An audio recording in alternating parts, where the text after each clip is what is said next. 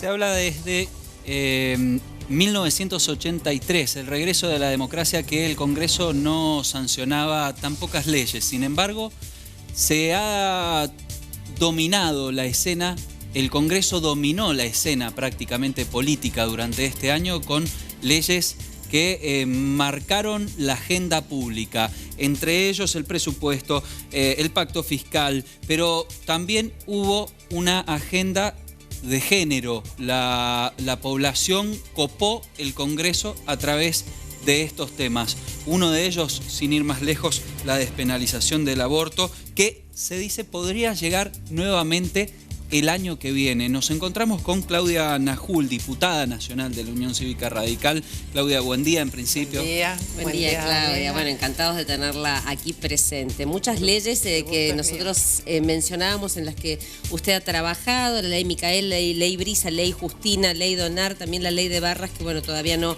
salió completa, pero sí que tienen que ver algunas de ellas, en su gran mayoría, con esta agenda de género. ¿Por qué? ¿Por qué crees que ha llegado de esta manera al Congreso y ha tomado tanta la verdad fuerza? Que el que dio el puntapié inicial fue el presidente Macri en la apertura de sesiones ordinarias, donde habilita el tratamiento por primera vez en la historia de la Argentina de la interrupción voluntaria del embarazo, y además también nos marca la necesidad de trabajar en la equidad salarial, y manda un proyecto también en ese sentido que todavía no ha sido aprobado, está en tratamiento. Igual remuneración para igual trabajo, cosa que en la realidad no ocurre. Las mujeres ganamos menos para el mismo trabajo que los varones. Y también nos plantea otro tema trascendental, que es la cantidad de embarazo adolescente no intencional que hay en la Argentina. Hay porcentajes muy elevados, la tasa es alrededor del 15%, pero es una tasa promedio, habiendo provincias que duplican esta tasa. Y 7 de cada 10 de esos embarazos son en adolescentes, son no intencionales, no buscados, y marcan muchas veces la vida de esa chica, porque debe dejar el colegio, debe dedicarse a cuidar ese pequeño, va después a tener trabajos informales por no poder terminar el colegio, y bueno, y de ahí surge un plan nacional para prevenir el embarazo no intencional, que tiene que ver sobre todo con educación sexual integral y con el acceso a métodos anticonceptivos sin barreras. Temas que también surgieron a partir del debate histórico de la interrupción voluntaria del embarazo. Pero el tema de la interrupción voluntaria del embarazo trascendió el Congreso ampliamente, ¿no? Y hasta se formó de alguna manera una grieta, porque hubo también una exigencia por parte de algunos sectores en donde había que pronunciarse a favor y en contra, y no se podía tener una postura intermedia, o no se podía tener dudas al respecto, ¿no? Y había como una enemistad entre los que estaban a favor y los que estaban en contra con todo este tema de los pañuelos y demás. Esa parte, digamos, de este debate, ¿le gustó o no? La verdad que el debate en el Congreso creo que fue histórico, y pasaron más de 700 expositores a favor y en contra, y fue muy respetuoso, tanto de un lado como del otro. Lo que sí, obviamente, esto se tradujo en un debate en todos los lugares. Sobre todo lo tomaron, por supuesto, las que vienen luchando con este tema, las organizaciones feministas, pero también la juventud, que copó las calles, y era un debate que se daba en los colegios, en las casas. Najul, ¿vuelve el debate? Vuelve seguramente. Vuelve, todos tenemos la afirmar. Sensación de que esto no está cerrado, es una realidad. Tenemos que ver y plantear cómo resolvemos la problemática del aborto clandestino. En realidad la ley no crea el aborto es una práctica que existe hace miles de años y en todos los países. El tema es cómo nosotros resolvemos esa realidad, si miramos para un costado y creemos que no existe, o si realmente, bueno, a la mujer que decide interrumpir un embarazo, a pesar de recibir todo el acompañamiento que debe recibir del Estado, bueno, si lo hace en forma segura en un hospital, o si lo sigue haciendo en forma clandestina. Ese es el eje del ¿Vuelve debate. tal cual se planteó este año, por la misma vía, o se va a elegir otro tipo de tratamiento oblicuo que permita la despenalización? No, la verdad que si vuelve igual, no prosperó en el Senado, sí. Ajá. En diputados. Claro. pero hubieron algunas observaciones que hicieron en la Cámara de Senadores que, bueno, la gente que está trabajando en el proyecto está dispuesto a avanzar en todas esas modificaciones para poder lograr un consenso y que, bueno, que la Argentina pase a tener una ley, vuelvo a decir, de interrupción voluntaria del embarazo, que en los países que avanzaron en esto, también hay que decirlo, disminuyeron los abortos, porque al haber un Estado presente, al tener las consejerías que nosotros las pusimos en la ley y el Senado pide que sean obligatorias, esta consejería que le da todas las posibilidades a la mujer de poder continuar el embarazo si así lo desea, bajaron el número de abortos. Y los que queremos que baje, realmente vemos que ese es el camino. Me quedo con esto que decía con respecto a que volverá como una definición importante, pero además le digo, nos quedamos con gusto a poco a la hora de hablar de barras bravas, luego de todo lo que vimos realmente y que nos indignó a todos los argentinos que en el Congreso no se llegara a esto, realmente nos quedamos con gusto a poco. Sí, nosotros también, la verdad que fue un proyecto que primero el Ejecutivo había mandado ya un proyecto hace 2 años y no se había tratado. Se consensuó un nuevo proyecto. Nosotros tenemos minoría en Cambiemos en las 2 cámaras. No puede llegar ningún proyecto al recinto que no haya tenido un consenso previo. Bueno, en extraordinaria se consensuó que se iba a tratar el proyecto de barras después de lo que vivimos en ese frustrado partido y ese escándalo internacional del River Boca.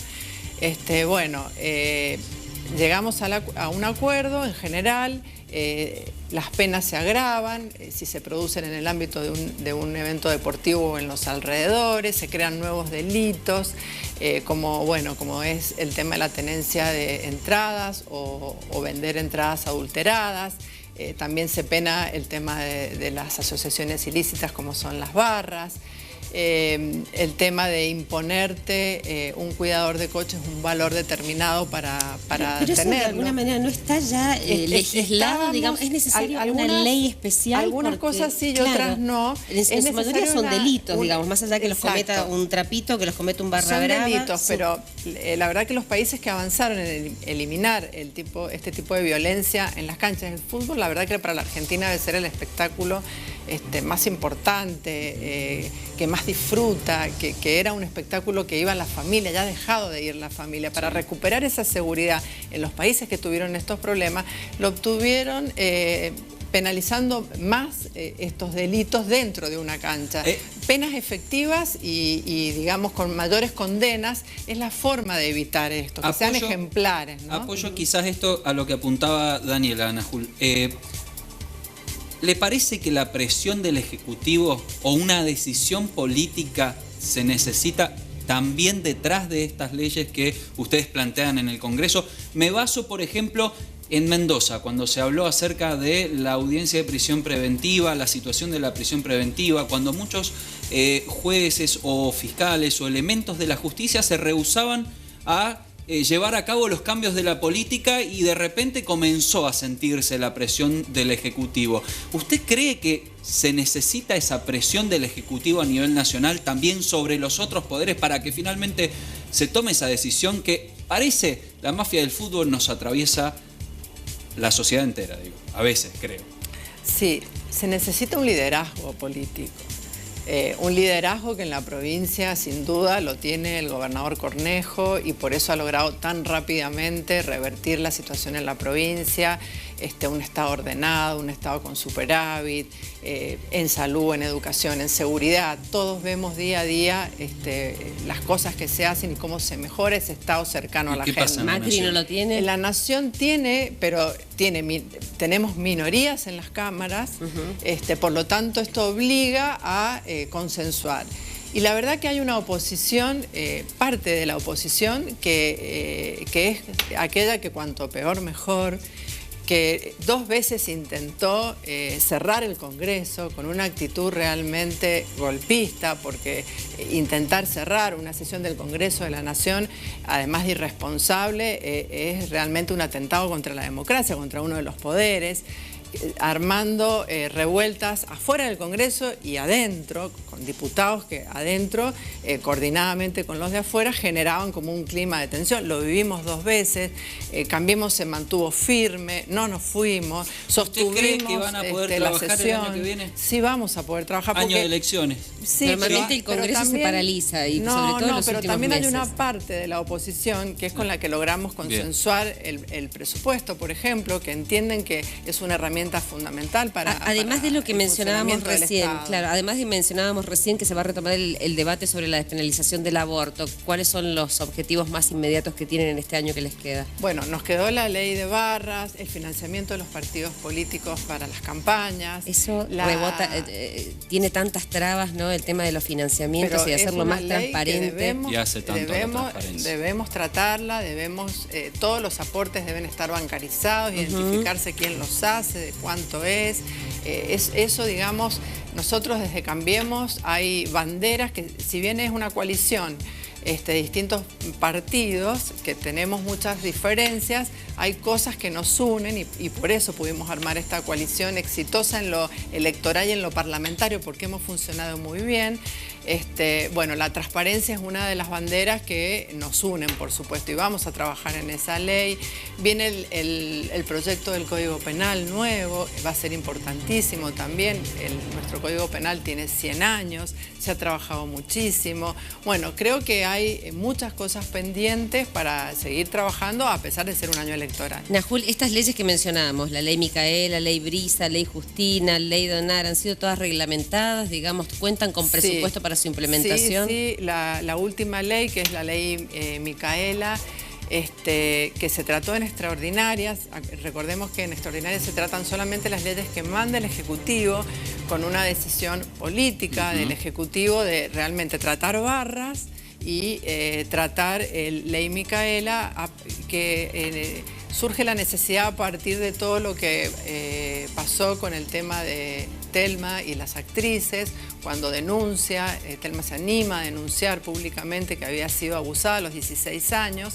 Bueno, ahí nosotros retomamos el tema de la ley Micaela. Micaela es una chica adolescente que había sido violada y asesinada por un hombre, un asesino que debería haber estado preso en el momento que la viola, que estaba preso por violación justamente, y un juez, sin ningún tipo de perspectiva de género, de nada, lo deja en libertad antes de tiempo. También, esto también respondía a una onda que había en la justicia abolicionista que vivimos en el gobierno kirchnerista. Hay que decirlo a esto, ¿no? Donde, bueno, teníamos a un Zaffaroni que nos decía si la violación era en la oscuridad, no era violación. Digo, había una escuela muy complicada en parte de la justicia. Bueno, este juez Rossi deja a este violador antes de que termine su condena libre y, bueno, ataca a Micaela, que era una activista además que luchaba por los derechos de las mujeres, la viola y la asesina. Y sus padres, bueno, en una actitud realmente... para destacar, porque yo no me puedo poner en un lugar de una mamá que le pasa una situación así con una hija, en vez de pedir, no sé, cadenas perpetuas, muertes o asesinatos, van al Congreso a pedirnos que todos los funcionarios judiciales, de los 3 poderes, del Ejecutivo, del Judicial y del Legislativo, se formen y se preparen con perspectiva de género y en la lucha contra la violencia. Porque de nada sirve que sigamos haciendo cada vez mejores leyes y después los que los tienen que implementar no tienen esta mirada. Totalmente. Creo que también ahora el desafío pasa por ahí. ¿Por qué canales buscamos institucionales y legales que contengan todo esto que está pasando? Todo esto que pasa, que ahora las mujeres por suerte se animan a denunciar. Nosotros tenemos que buscar las herramientas. Una es esta, es la formación en perspectiva de género, para que esa denuncia primero se crea y después se encuentre rápidamente el canal para llegar a la justicia y que la justicia sea ágil y de una respuesta oportuna. Muchas gracias, Claudia Najul. No, me quedo con un último comentario. Creo la perspectiva de género, atención, no nos atraviesa a todos, colores políticos, edades, creo que, pero nos quedamos con esto. Celebramos que hayan leyes que lleven nombres de mujeres. Lamentamos que estas mujeres hayan tenido que haber pasado esto y haberse convertido en nombre de una ley, pero celebramos que así se cierre el año con tantos nombres femeninos en el Congreso, ¿no? Totalmente. Hacemos una pausa, ya volvemos.